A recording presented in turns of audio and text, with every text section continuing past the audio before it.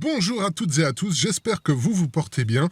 Aujourd'hui, petite vidéo Roots pour vous donner le suivi sur les Nvidia RTX 3060. Est-ce que leurs promesses ont été tenues?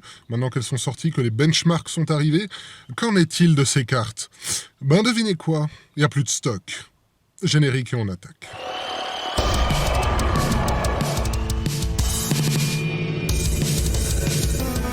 Alors aujourd'hui, ce ne sera pas une vidéo basée sur un article, mais un ensemble de news piochés ça et là. Donc on va faire un petit peu le bilan suite aux deux dernières vidéos que j'ai faites pour parler des cartes graphiques spécifiquement. D'ailleurs, je remercie le très cher abonné qui a commenté sur la précédente vidéo pour me recorriger dans une de mes traductions. En effet, quand il parlait en anglais de silicone, la pénurie du silicone, moi j'avais bien saisi que le silicone était un semi-conducteur, mais j'avais pas réfléchi plus loin, je l'admets. Mais il s'avère que c'est une traduction erronée. Le silicone en anglais ne veut pas dire le silicone en français. Enfin oui, mais pas dans ce cas de figure-là. En fait, il s'agit ici de silicium de métal, si je ne dis pas de bêtises. Au moins, tout est au clair et vous avez les infos correctes. Donc, comme je l'ai dit, il n'y a absolument plus de stock. Donc, pour rappel, dans la dernière vidéo, je vous parlais de Nvidia qui avait décidé de sortir deux types de cartes graphiques. C'est-à-dire qu'il y en avait une qui était dédiée aux crypto-mineurs, donc il n'y avait pas de port vidéo, pas de DisplayPort, pas de HDMI, rien du tout. Et une autre tout à fait standard. Comme ça éviterait que les crypto-miners se jettent sur les RTX 3060 dédiés aux gamers. Comme ça créait deux marchés et ça évitait de se bouffer mutuellement. Comment dire ? Bah, c'était pas une bonne idée, ça a pas marché. D'ailleurs, alors là, c'était sur un article que j'ai lu sur Tom's Hardware. Je vous mettrai de toute manière tous les liens dans la description. Donc, sur cet article de Tom's Hardware, ils ont relaté, on va dire, ils ont fait un compte-rendu des découvertes d'un YouTuber qui s'appelle Léo, je ne sais plus quoi, je vous mets le nom de toute manière quelque part là sur l'écran, qui a en fait testé les capacités de mining de la 3060 non dédiée aux crypto-miners.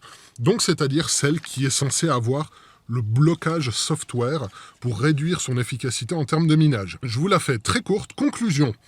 Effectivement, elle est beaucoup moins efficace par rapport à sa version crypto-miner pour miner l'Ethereum, mais pas pour les autres crypto-monnaies. Donc en fait, cette carte peut encore vous rapporter une moyenne de 7 $ par jour. C'est pas la meilleure, mais c'est un excellent deal. Après, bien évidemment, le prix de lancement, c'est une blague. Mais ça, on va aussi en discuter très rapidement.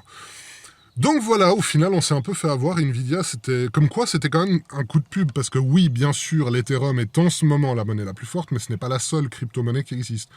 Il y en a beaucoup. Encore une fois, je vous mettrai quelques liens, quelques noms de crypto-monnaies que j'ai trouvé ça et là.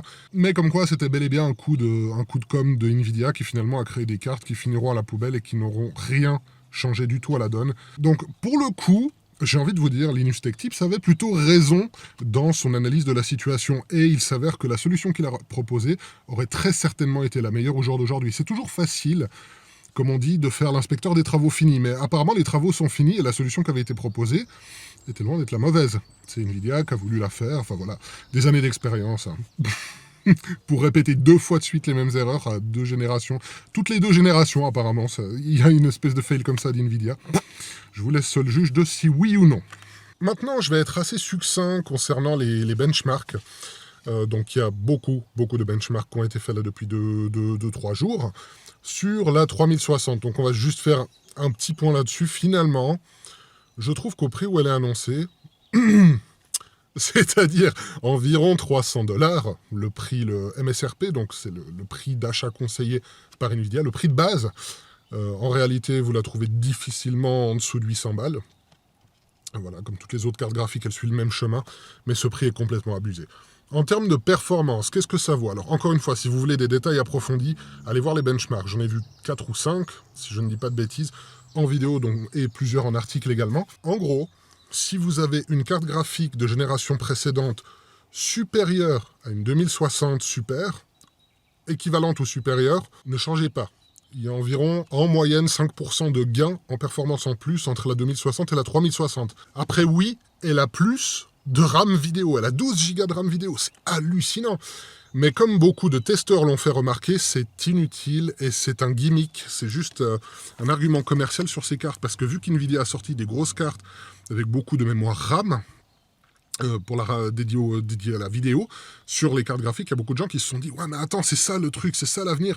Parce que les 8 Go qu'on a actuellement sur la génération précédente, c'est peut-être un petit peu limité.